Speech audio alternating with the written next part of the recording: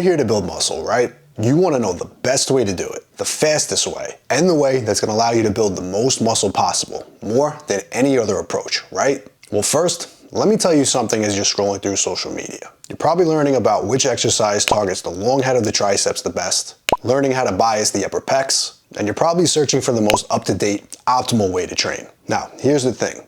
All of these things, they change over time.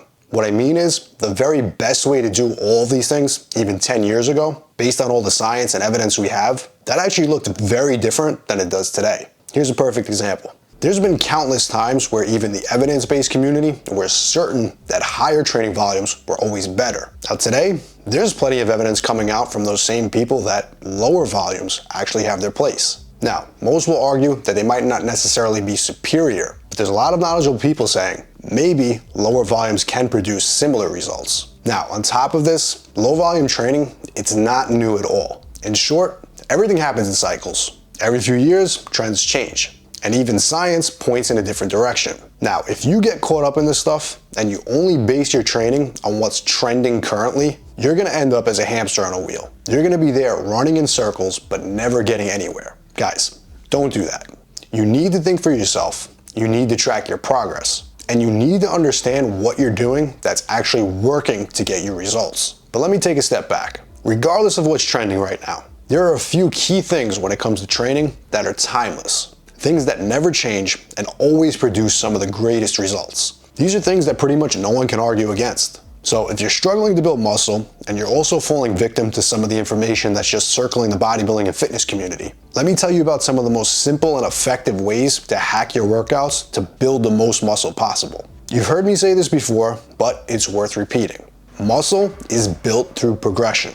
Now, what does this mean for you? Instead of performing every exercise in the gym, you're gonna pick just a few key movements that you personally enjoy, ones that you personally connect with, and ones that allow for steady, safe, long-term progression. You're gonna put that into a pool of exercises that you can rotate or utilize at any time. You're gonna go to the gym with a plan of a number of hard sets that you're gonna perform per each body part. And you're gonna aim to consistently progress on them. That last point I made right here, that is the key. Instead of looking at the exercises themselves as what's building muscle, and instead of doing movement specifically because someone says you have to, instead, focus your efforts on the hard sets to build muscle. Use the exercises in your arsenal as a tool to perform those hard sets. If you do this correctly, what you're gonna find is, in order for you to keep progressing long term, you're going to have to alter the amount of hard sets you can perform. If you're doing too many sets, you might not recover and your performance might drop. If you're doing too little or your intensity is too low, you're just not gonna get stronger or bigger as a result. If you're still sore going into the next workout for that body part, you're likely training body parts too frequently. But what about if you're rusty the next time a session rolls around? Well, that means you waited too long and you train body parts more frequently. But what you're gonna find after doing all this is, you're gonna be forced to naturally regulate the amount of volume you handle per workout. You're also gonna naturally adjust your frequency so that you can perform at your highest each and every workout.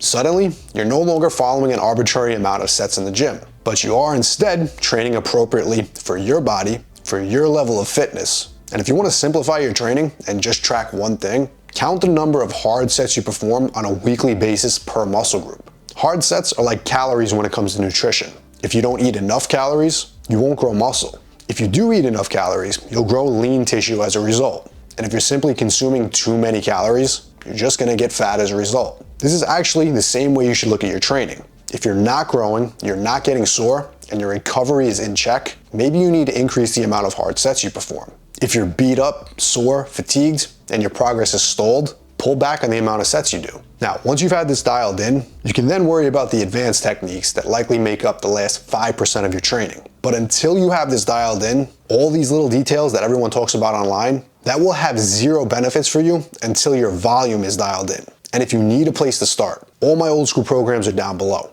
And as always, if you want to see more of the best original bodybuilding content just like this, make sure to hit subscribe.